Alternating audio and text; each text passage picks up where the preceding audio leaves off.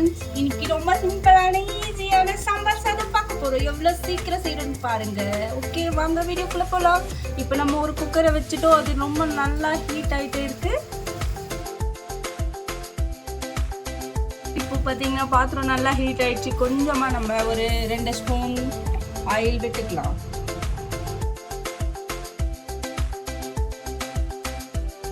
Oil நல்லா காயிட்டோம். Oil நல்லா சூடாயிடுச்சு. இப்போ நம்ம கொஞ்சமாக கடுகுளுத்த பருப்பு சேர்த்துக்கலாம். கடுகுளுத்த பருப்பு நல்லா பொரிஞ்சு வருது, தெரியுதுங்களா?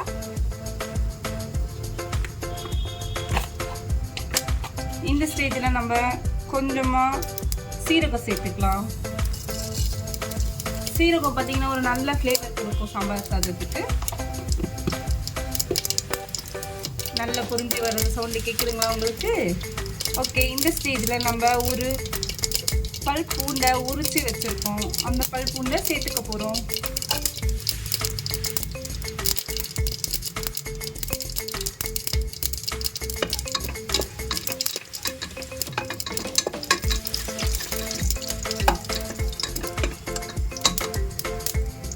இந்த ஸ்டேஜில் நம்ம வெங்காயத்தை சேர்த்துக்கலாம்.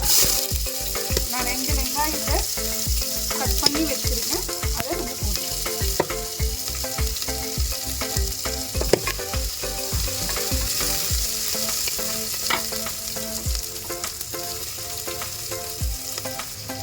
வெங்காயம் நல்லா வதங்கி வந்துட்டு இருக்கு. இந்த ஸ்டேஜில் ஒரு 2 பச்சை மிளகாவை நான் கட் பண்ணி வச்சுருக்கேன். அந்த 2 பச்சை மிளகாவை சேர்த்துக்கலாம்.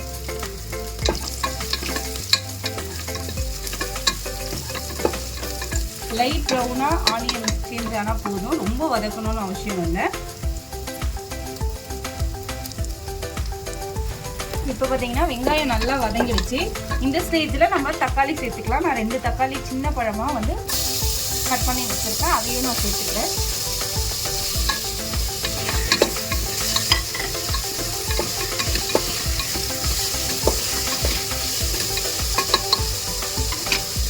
தக்காளி கொஞ்சம் லைட்டாக வதங்கட்டும்.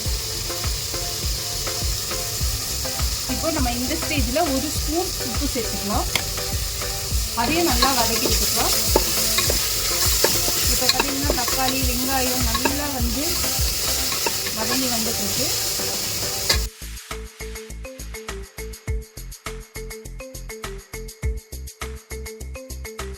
இப்போ பார்த்தீங்கன்னா நான் வந்து இது சின்ன கிளாஸ், ஓகேங்களா? இந்த கிளாஸில் 1 கிளாஸ் அரிசியும் 3/4 கிளாஸ் பருப்பும் சேர்த்துருக்க துவரம் பருப்பு. இதுதான் குவான்டிட்டி. அதை வந்து நான் ஆல்ரெடி ஒரு 15 மினிட்ஸ் முன்னாடியே வந்து அரிசியும் பருப்பும் சேர்த்து ஊற வச்சுருக்கேன். அதையும் காமிக்கிறேன், ஒரு நிமிஷம். இப்போ பார்த்தீங்கன்னா நல்லா தக்காளி வதங்கிடுச்சு இல்லையா? நான் ஆல்ரெடி இங்கே பாருங்கள் பருப்பையும் அரிசியும் ஊற வச்சுருக்கேன். அதை வந்து நான் இப்போ சேர்க்க போகிறேன். அதுக்கு முன்னாடி பார்த்தீங்கன்னா நம்ம வீட்டில் அரைச்ச மிளகாத்தூளை சேர்க்க போகிறோம். இங்கே பார்த்தீங்கன்னா நான் 2 ஸ்பூன் மிளகாத்தூள் சேர்த்துக்கிறேன்.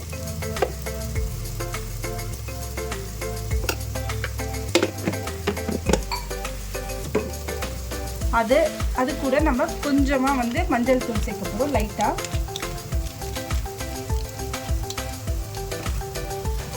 வதக்கி விட்டுக்கலாம். இப்போ பார்த்தீங்கன்னா நம்ம ஆல்ரெடி 1.25 கிளாஸ், அதாவது பருப்பு வந்து 3/4 கிளாஸும் அரிசி 1 கிளாஸும் எடுத்துக்கிறோம்.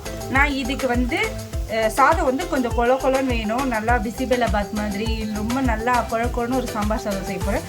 அதுக்கு தேவையான தண்ணி பார்த்தீங்கன்னா நான் அதே அரிசி எடுத்த கிளாஸில் 6 கிளாஸ் தண்ணி ஊற்றிக்கிறேன்.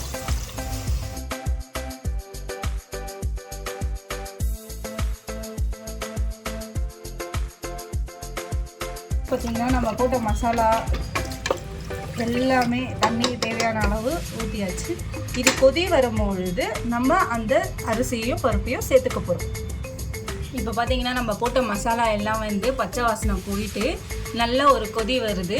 இந்த ஸ்டேஜில் பார்த்தீங்கன்னா நான் ஒரு 5 முந்திரியை வந்து உடச்சி கையில் வச்சுருக்கேன். அதை இப்போ நம்ம அந்த கொதிக்கிற சாம்பார் சாதத்தில் போடுவோம்.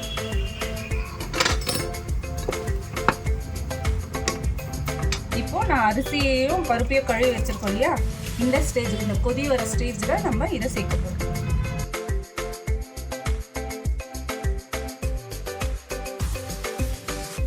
இப்போ பார்த்தீங்கன்னா நம்ம அரிசி பருப்பு எல்லாம் சேர்த்துட்டோம், நல்லா கொதி வருது. இந்த ஸ்டேஜில் நம்ம குக்கரை போட்டு மூடி போட்டு ஒரு 3 விசில் வர வரலும் நம்ம வெயிட் பண்ணணும்.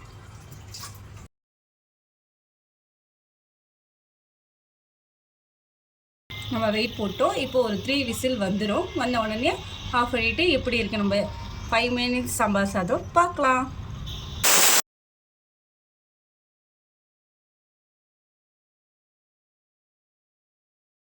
இப்போ விசில் வந்துடுச்சு. இப்போ எப்படி இருக்குன்னு சொல்லிட்டு ஓப்பன் பண்ணி பார்க்கலாம். வா,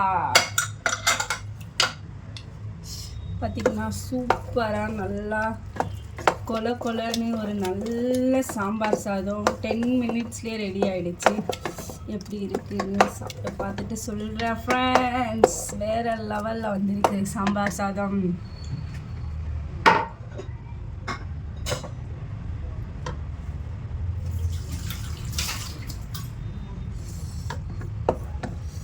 பாருங்க, வேறு லெவல் வாசனை செம்மையாக இருக்குது ஃப்ரெண்ட்ஸ்.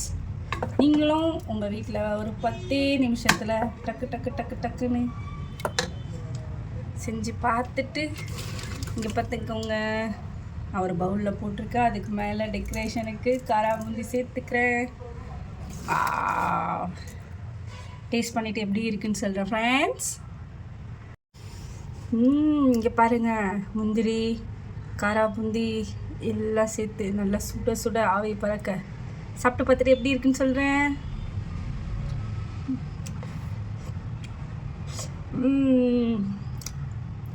சூப்பராக இருக்குது ஃப்ரெண்ட்ஸ். நீங்களும் செஞ்சு பார்த்துட்டு எப்படி இருக்குது, டேஸ்ட் நல்லா இருக்கான்ட்டு கமெண்ட் பண்ணுங்கள். சப்ஸ்கிரைப் பண்ணுங்கள், நம்ம சேனலை கண்டினியூவாக வாட்ச் பண்ணுங்கள். இன்னும் நல்ல நல்ல குக்கோட நான் போடுறேன். தேங்க்யூ, பாய்.